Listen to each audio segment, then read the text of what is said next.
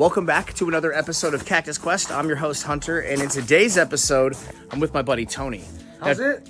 Tony and I have traveled the globe together. We've traveled Mexico together a fair amount at this point. Yeah. Fair amount. Oaxaca, Baja, two different times. Yeah. Is that it? Mojave. Feels like we've done more. Yeah. Feels like we've done more, dude. Today, you'll have to forgive me, I don't have any mics today, but I'm gonna stay close and keep the camera aimed at him so you could hear what he's doing.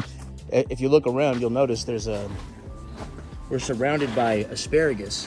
So Tony kind of specializes, he's at Agave Krock on the social medias, if that gives you any indication at what his wheelhouse is. So what's happening, bro? Not much, man. Thanks for coming. I appreciate it. Of course. These are all asparagus, like you said, agave. This is all agave oteroi or tight nota, whichever you prefer. From close to the type locality, the seed was collected near Calapa Bridge in northern Oaxaca. Growing agave from seed is just one of the most amazing things, and it's been so incredibly rewarding for me. So I just keep on expanding more and more and more.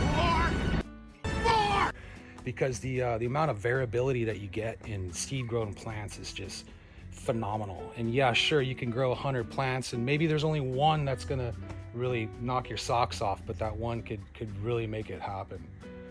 So you're up here near Santa Barbara. So Yep. Where I'm at down in Los Angeles, the climates are considerably different. The fog's rolling in, as you guys can see. Yep. I'm looking at the pots, and I'm seeing some wet soil. So I am keeping things a bit on the drier side in the wintertime. What's your winter watering look like for agaves? I have a very, very heavy hand on watering, and anybody will tell you that knows me and my watering practices. But when it gets warm in here, the agaves grow. I think they grow all through winter. I never let them get bone dry and keep them bone dry. Some of them can get a little stretched out from being grown too fast, but it's my way of getting them to a point where I can notice what characteristics they have, or notice if they might be hybrid with another plant in habitat. This one potentially could be a hybrid with kerchovy, and you have more of a lanceolate leaf, kind of more thinner, where this is more something that's a little bit more of your traditional oteroi, right, or tight nota look. So these will all get cold, and I'll pick out the nicest ones and kind of just get rid of the rest and go from there. Gotcha. So in terms of like fertilizer, I just recently did a video with Peter Wakowiak down in Ramona, and he talked about the fertilizers how he approaches that. What do you do? Do you fertilize?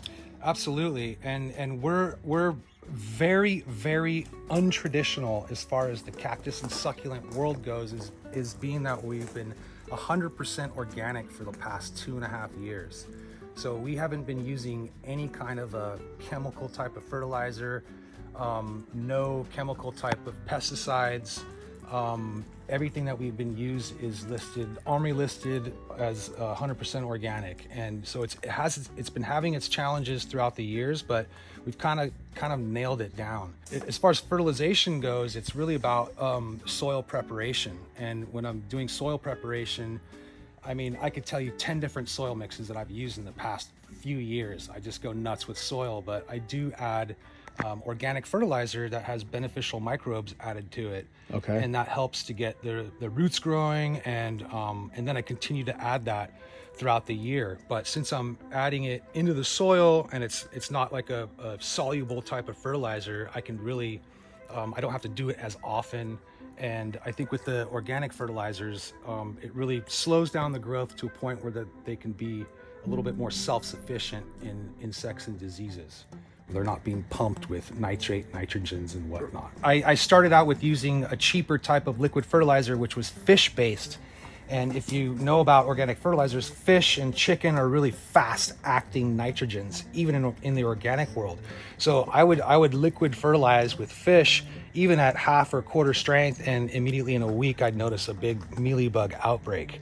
So I definitely saw a correlation with higher nitrogens, and this is, that can be I could say that about many different applications throughout, my horticultural career for sure. So I'm trying to like slow it down, but I want them to grow as fast as I can because I need to sell them as well. Right. So it's kind of like this push and pull, and I'm like, oh snaps, I Finding that happy overfed. medium Exactly. from having a plant that looks the way you want it to look, but is also like, not at a glacier's pace. Right, and I'll grow them up to a certain size, and then maybe cut back on the watering like a lot. So with I can get the them to be nice. organic fertilizers, do they have like ratios like the grow do. more and stuff like that? They do have ratios, and most of them are so close and identical.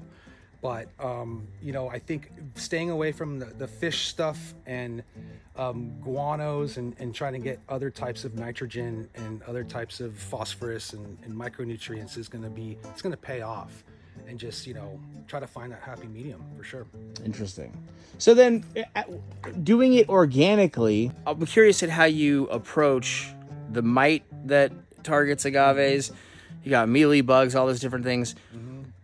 What do you do to prevent that?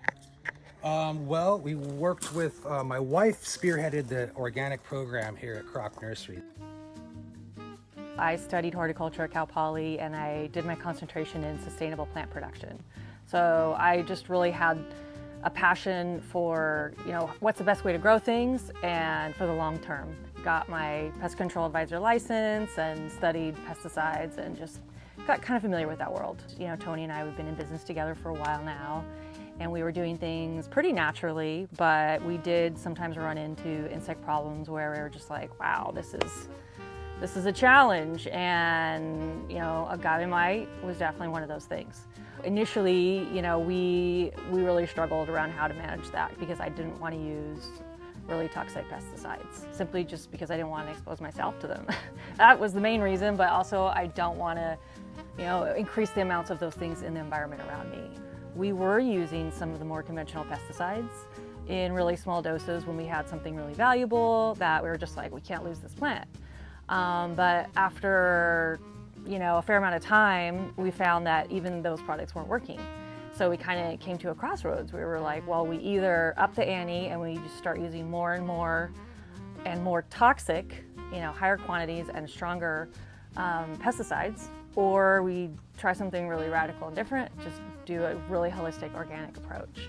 Jim Foster, another scientist who worked in the pesticide industry for many years, helped us figure out what surfactant to use that wouldn't remove the blue hue that so many cactus and stuff have, agaves. Initially, we did have an increase in damage, and we were like literally freaking out and just like, oh my God, did we make a mistake? How do we correct this?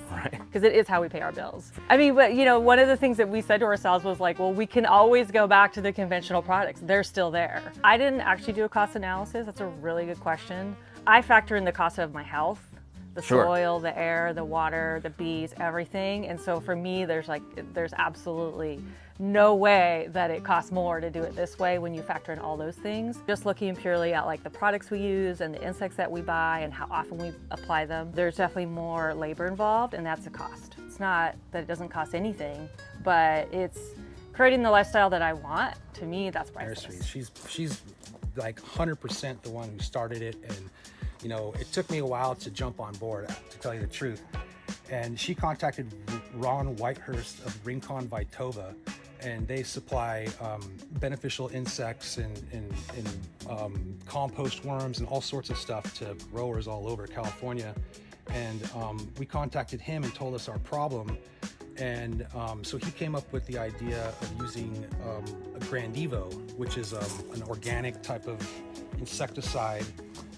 And it was commonly used for mites for indoor growing for cannabis growers, and showing really good success with that. But being that the agave mite is a different type of mite than a spider mite, we weren't really sure. But through over the course of 2 years, we've come to find that it's worked just as good or almost better than conventional miticides for agave mite. And I challenge you to take a look and see if you can find any mite in here.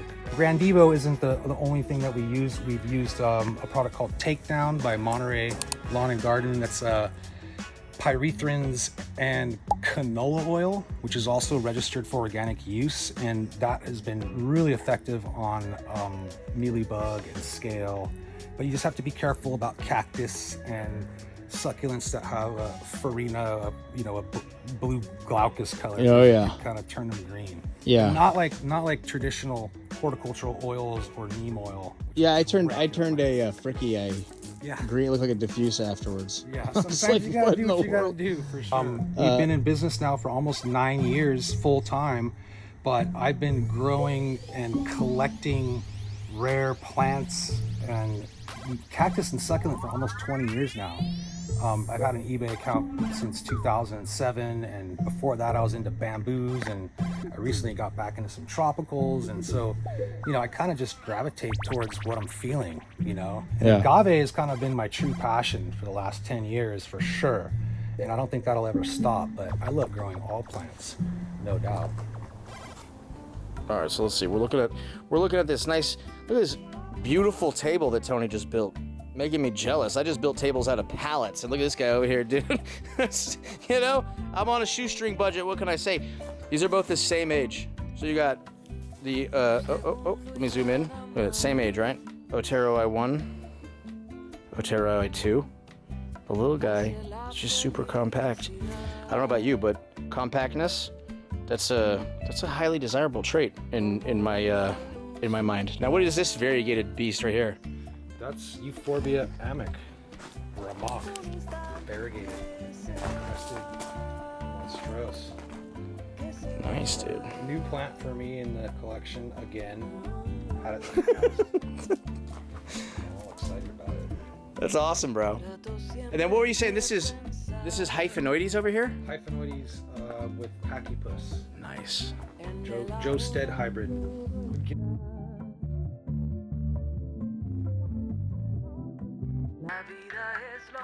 Say